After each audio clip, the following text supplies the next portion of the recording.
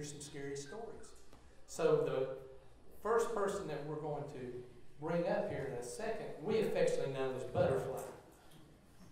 And she's a talented storyteller, a professional storyteller. She's told award-winning stories all over the United States and has even told stories in the White House. Now, she can leave you laughing 1 minute and crying the next. And she tells folk tales, fables, spiritual stories, historical stories, and she also has wonderful stories for children along with activities. And she is available for hire. Now, Butterfly is especially known for tonight to tell you, she's going to tell you a spine-tingling story, a scary story. And this one's going to leave you wondering about what is real. Please welcome Judy Butterfly Farlow.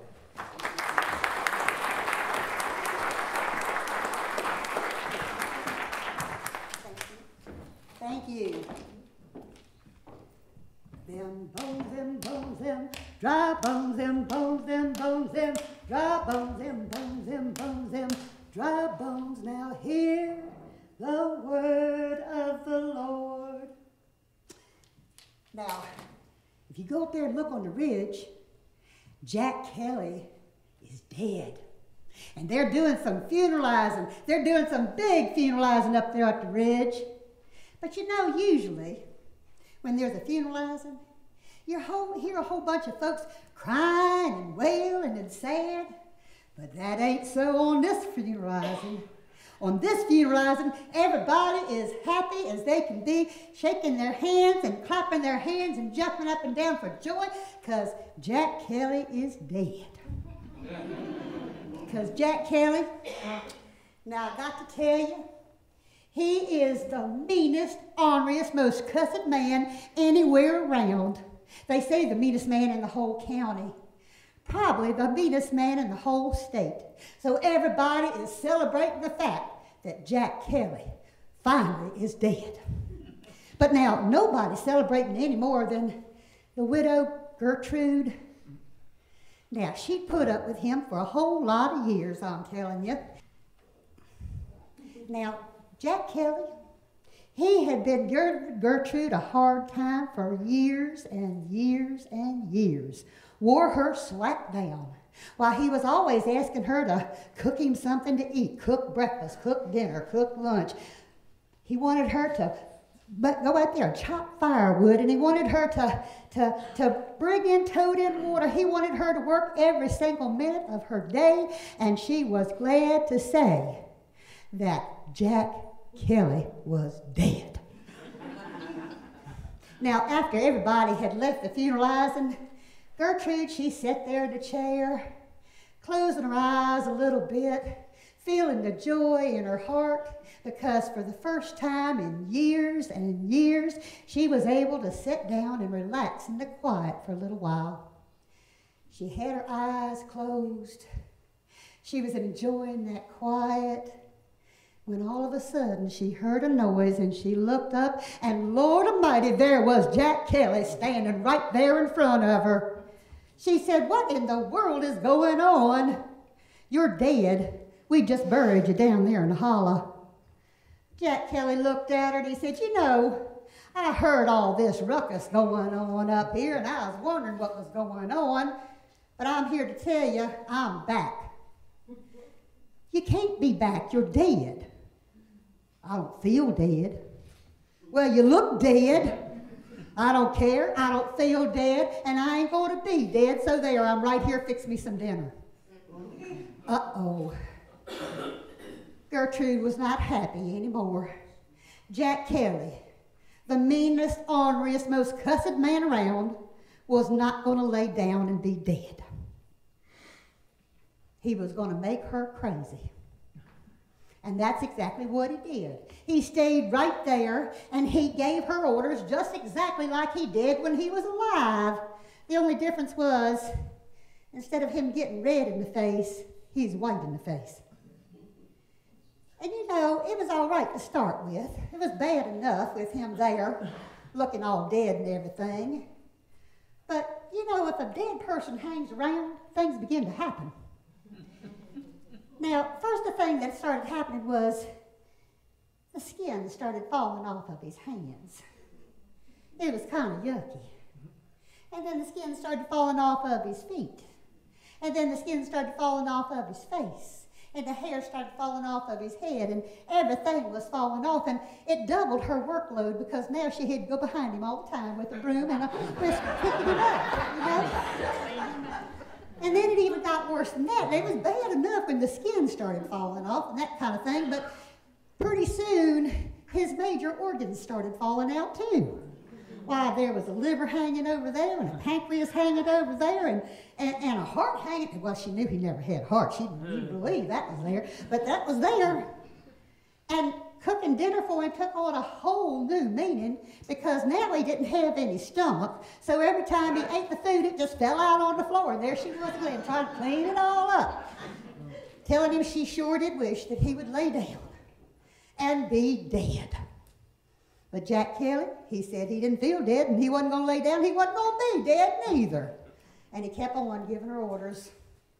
This went on for quite a while and everything had fallen off of him until there wasn't nothing left but bones. And that was even more aggravating because he could still talk, he could still give her orders, and every time he moved, he made a clinking, clanking kind of sound, you know, like bones will do if they're stuck together. She couldn't get no sleep at night because every time he rolled over into bed, it was clinking, clanking, clinkety, clanking, clinking, clanking like that. It's hard to go to sleep when somebody's clinkety, clanking in their bones right next to you. She was tired of the whole thing and had kind of resigned herself to the fact there wasn't nothing she's going to be able to do about it. Even though Jack Kelly was dead, he was still up and making her life miserable. Well, one day she's sitting there by the fire, catching her breath before she had to do something else for Jack Kelly, who was sitting over there in the chair giving orders again, when there came a knock at the door. Well, she went to the door to see who it was, and to her surprise, it was Four-Fingered Freddy, the fiddling man. Now, Four-Fingered Freddy had heard that Jack Kelly had died. And he also heard from the grapevine that Gertrude had a little money in the bank. He also heard that she is a good cook. He heard that she had won several prizes at the state fair for her pickles, and he liked pickles.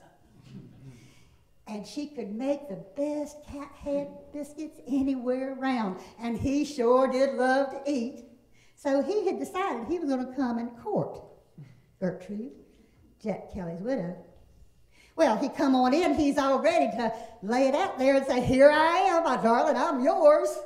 When looking there was Jack Kelly, all bones, nothing but bones, nothing but an old skeleton rattled around. And Gertrude had to explain to Four Fingers that Jack Kelly was dead, but he wouldn't lay down and die and go away like any good man ought to do. Well, Four Fingers said, well, he was sorry he wouldn't be able to court her, but maybe he could pay a little tune and that would make her feel a little happy, and that would be a good thing to do, and he'd do that if she'd give him a shot of white moonshine. She said she would, and so she went and got the jug for him and brought it out and poured him a pretty good shot of that moonshine, and he started playing that fiddle. Oh, he played it so pretty. You can't believe how pretty it was. And Jack Kelly, sitting over in that chair, he began to tap his toes to that tune of that fiddle. Tapped his toes to the tune of that fiddle. Tapped his toes to the tune of that fiddle. And then Gertrude looked, and with him tapping his toes, something happened. A toe fell off. And she watched. She watched Four Fingers play that fiddle, and she watched Jack Kelly tapping his toes. And the faster Four Fingers played that fiddle, why, the faster Jack Kelly would tap those toes. And she said, "Four Fingers, play faster." And he began to play that fiddle a little faster. And Jack Kelly, he couldn't stand it. Now, in his day, he was a fine dancer, and he had to get up and dance to that tune. And so he got up and he started dancing all around to that tune. Four Fingers, he's playing that fiddle, and Jack Kelly, he's a dancing. Now, while he's dancing, he's doing that clickety-clackety kind of sound. You know, that's what happens when skeletons dance. But she noticed the faster that fiddle went, the more Jack Kelly fell apart. He's dancing, all of a sudden his whole arm's gone. Then in a few minutes his whole foot's gone, then his leg's gone. Everything is falling apart. She says, 4 fingers, play faster, play faster, play faster. And he did. He played faster and faster, and Jack Kelly, he was a dancing and a dancing and a dancing and a clicking and a clacking and a dancing and a clicking and a clacking until everything fell down. All his bones had come apart. The only thing that was left was his skeleton, looking kind of like this. Still trying to give orders. Well, now Gertrude, her and 4 fingers, they jumped up as fast as they could possibly jump up, and they got them bones. And they went down to the hollow, and they reburied Jack Kelly. But now, they fooled him. They didn't bury him in one big coffin like they did the first time. This time they buried him in 2 small ones. And they mixed up his bones. So they hoped he would never be able to get himself put back together again. And you know, they say, if you go down to the holler of an evening, right about midnight, and it's always best if the moon's shining, you'll hear Jack Kelly. Them bones, them bones, them dry bones, them bones, them bones, them dry bones, them bones, them bones, them dry bones. Now hear the word of the Lord. Toe bone's connected to your foot bone, and your foot bone's connected to your ankle bone, and your ankle bone's connected to your leg bone, and your leg bone's connected to your knee bone. Come on, help me. And your knee bone's connected to your thigh bone, and your thigh bone's connected to your hip bone, and your hip bone's connected to your backbone, and your backbone's connected to your neck bone, and your neck bone's connected to your head bone. Now hear the word of the Lord. That's Jack Kelly singing that song, trying to figure out how to get himself back together again. Thank you.